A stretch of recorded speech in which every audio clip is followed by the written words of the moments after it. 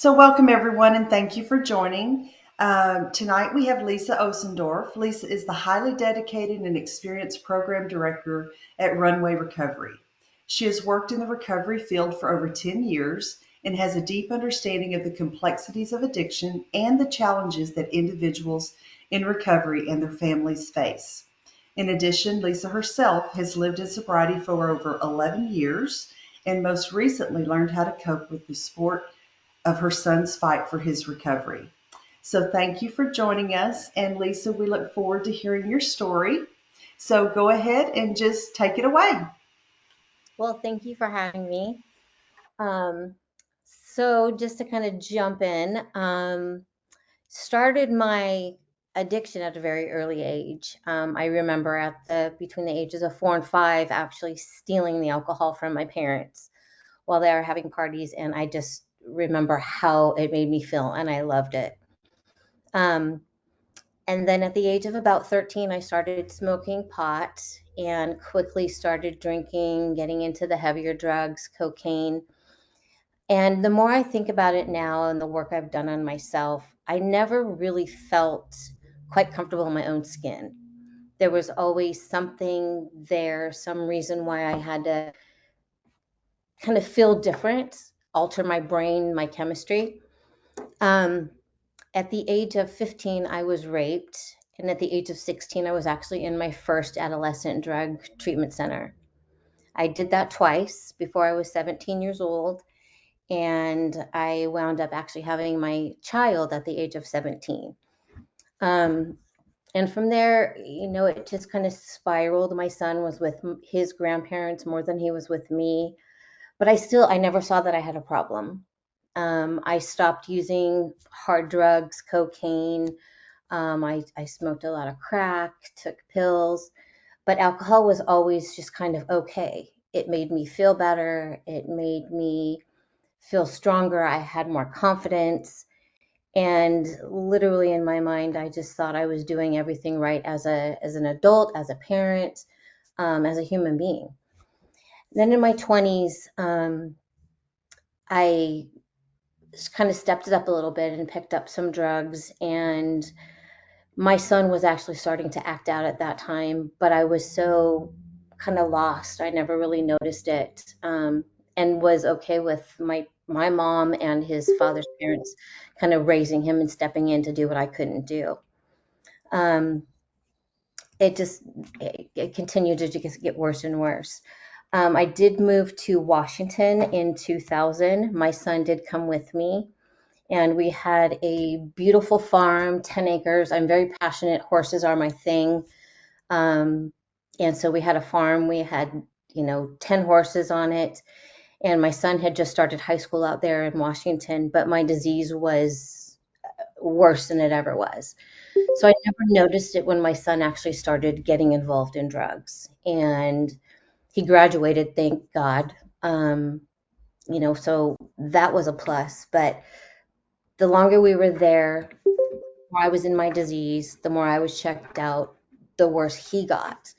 Um, when I finally did come back to California, it was probably, I think, in 2009. He stayed out there in Washington, and at that time, he was dealing drugs, working as a bouncer, slept all day and was working at night. He wouldn't talk to me. His excuse was, "You're drunk, I won't talk to you." So we didn't have a relationship.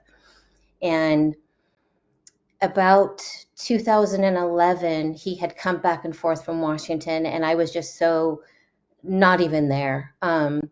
Finally, my family did an intervention and stepped in. So I did my first adult treatment center in 2011 in the beginning, and I got out and was doing pretty well. My son and I were starting to kind of talk a little bit, but he had no trust, which he had earned that right. And I got almost 90 days clean and sober and relapsed. And during this time, my son was in the process of trying to join the military. And it turns out, I found out he thought joining the military was actually going to help him with his life, get him off the drugs and, give him purpose, which I can't fault him for that. So I did my second treatment center, and that stuck.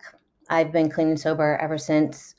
Um, he went into the military, met a woman, married her, and it's me.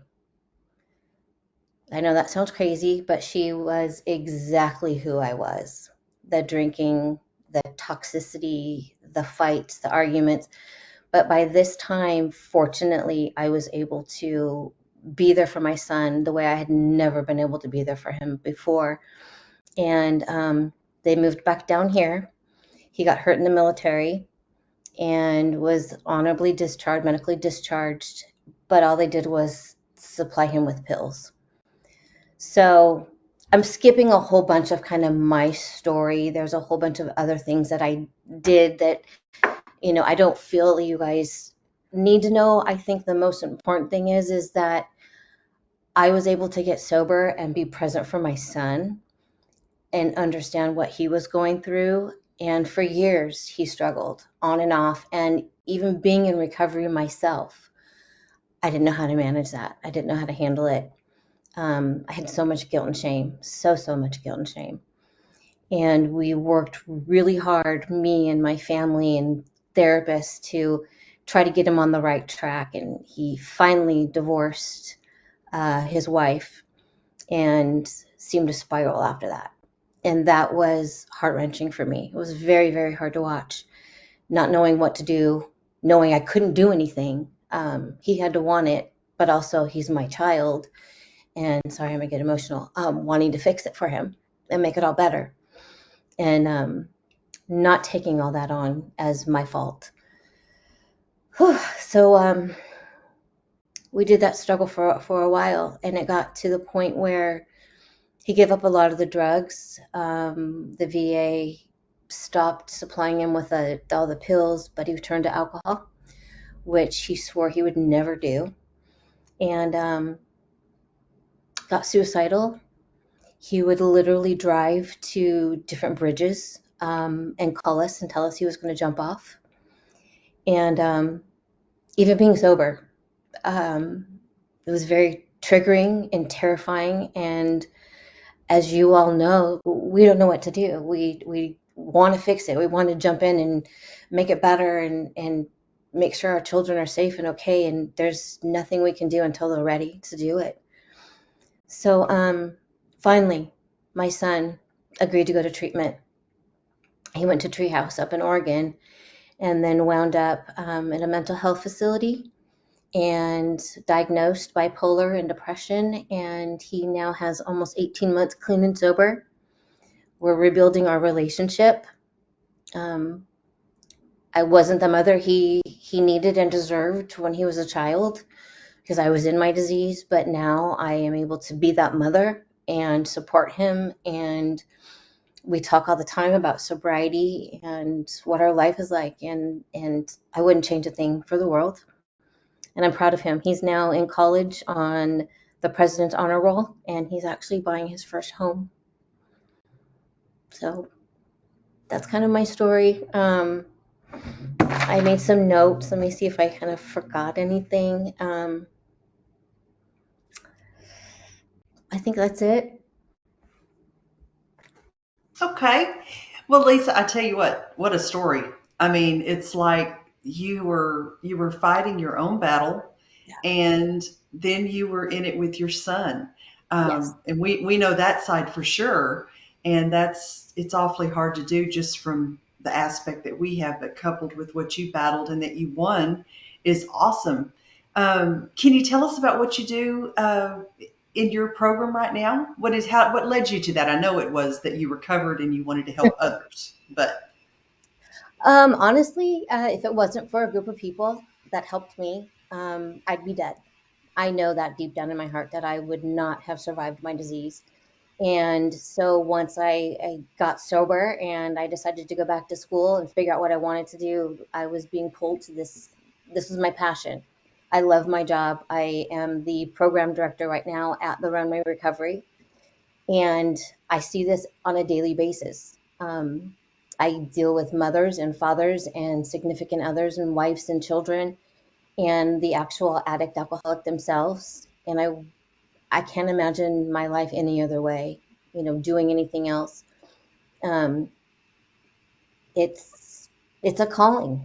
I will tell you that it is a calling. It is not an easy job, but when you see those lights go on in someone's eyes, there's nothing better than that. Nothing better. Absolutely. Absolutely. That's what we all wait for. And some of us have reached that and then lost it. And so we totally understand that. And commitment with people like you that are working so hard to beat this and now battling it with your own son, we totally get. It's just like, double work on your side. And we certainly appreciate that because without people like you, there's not a whole lot of hope for our own, right? And so we appreciate you sharing that with us, absolutely, and coming telling your story. And like Sue said, this is like being around a kitchen table. Um, we laugh a lot, we cry a lot, and that's okay. We're just trying to find ways that we can get through this. So, Yeah. okay, well, with that, guys, if you have a question for Lisa, if you want to type it in the chat box, and then I will read them to her, and we'll see how many we can get answered. I do want to tell you guys, don't ever give up hope. It, No, we truly don't ever give up hope. There's always hope. There's always light at the end of the tunnel. yeah. So if you have Well, a thank you. sure. So if you have a question, who has a question for us? I don't see one in chat. There we go. Okay. Lisa mentioned an intervention. Can you tell us where in your journey that happened and how that impacted your recovery? Um, it happened. My family did it, and it was after I drank myself into a coma, and my sister could not revive me. She did the sternum rub. She's a nurse, and I was out at the hospital, and my family finally intervened and told me, your son thought you were dead, that you were killing yourself. I had just found out I had a 2-month-old niece, and had no idea where my life was going and what I was going to do with it. I was sick. I knew I didn't want to die. I knew I Mm, didn't want to die. So that's where and when I finally made that decision. That old saying of you got to be sick and tired of being sick and tired. And I was very sick and tired of being sick and tired. right. So basically, what you told us, Lisa, is are things that we have learned and we try to execute.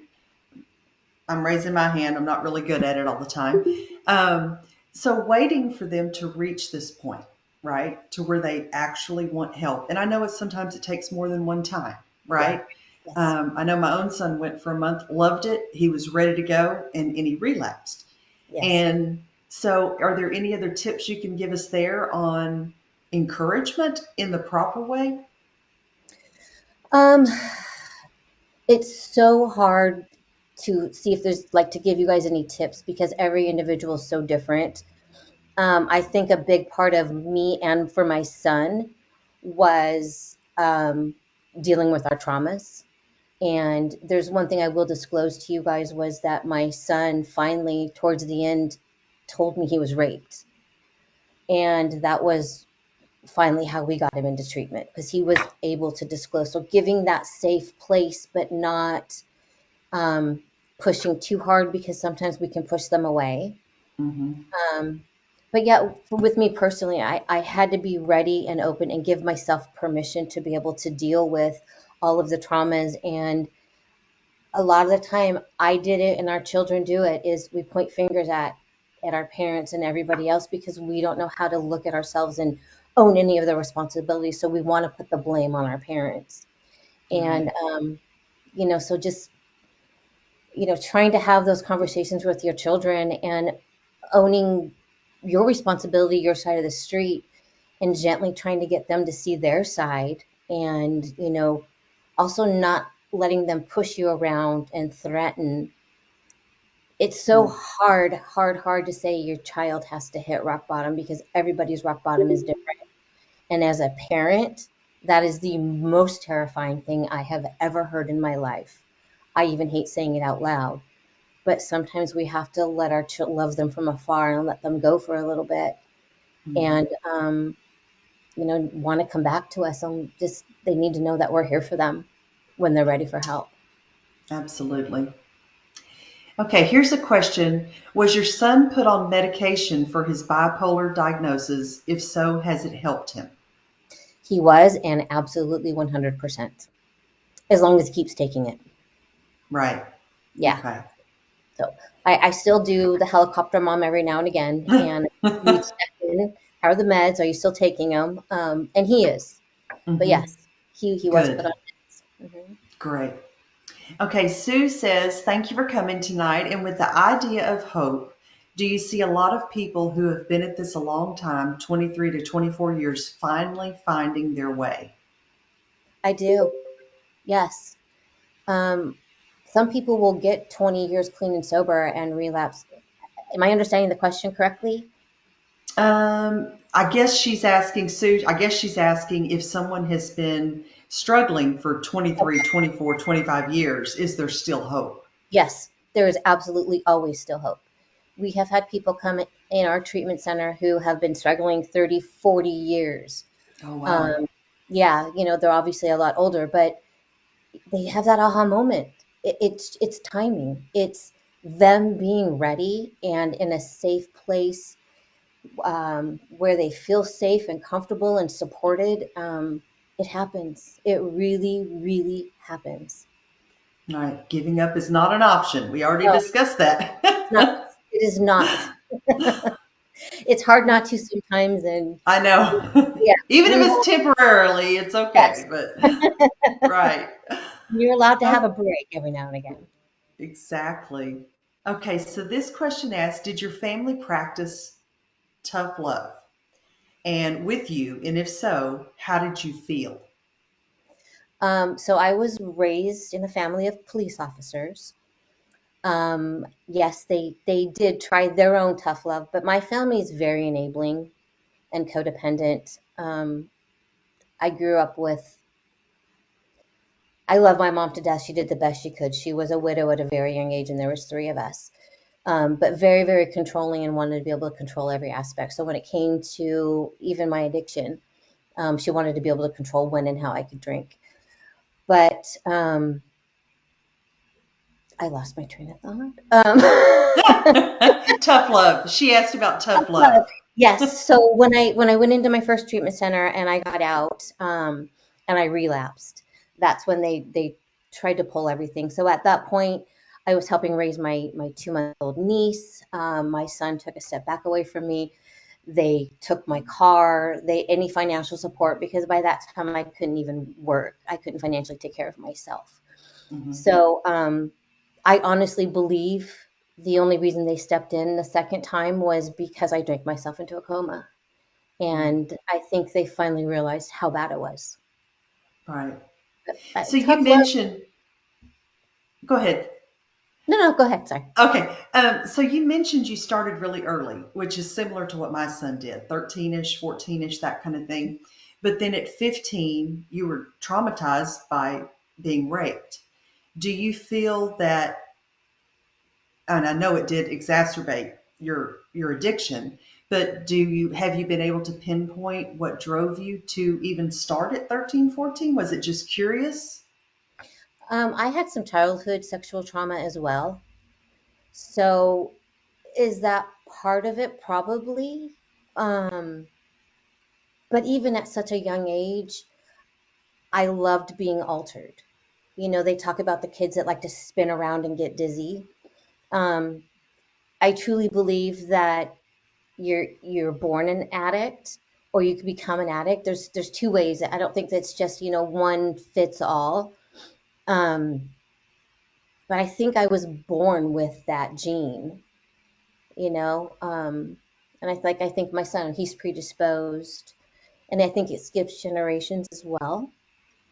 But I do have a lot of alcoholic addicts in my family on both sides. Okay, good. Okay, well, if anybody has another question, type it in.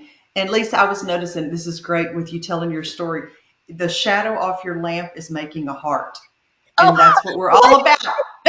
And so it's a heart up there, so it's really you're cool. right, it is. Okay, so here's a question. My story has very much like is like yours. I have 18 years of sobriety. Congratulations, Jeanine. And my son, who is 31 and been using since for probably that long, is 5 months clean. It's so hard for me not to helicopter his program because I know how I do much about it, but how do you let go? Whew. That is a tough one. You know, give it to God. That's the easiest way for me to say it because, for example, my son lives around the corner. I had to change the way I go to work. Mm, Or drive to the store because I know it's his meeting time just to check. Give it to God and just trust the process. Be the mom, supportive mom, but don't always constantly, how was your meeting? Did you go to your meeting? Why aren't you going to this? Why aren't you doing that? Because that just pushes them away from us and we're trying to draw them closer to us. right, right. Yeah. So recognizing that we have no power and turning Yep. this over to your higher power to release it for them to handle is exactly right. Absolutely. Absolutely. Yeah. Great. Well, that's a tough one. I feel for you. Yeah. Okay. Anybody else have a question? We have about time for one more.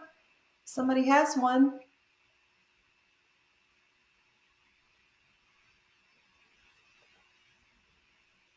Okay. Well, Lisa, we thank you. I mean, it's always amazing to hear recovery stories and to see that remind us, not see, but remind us there is hope.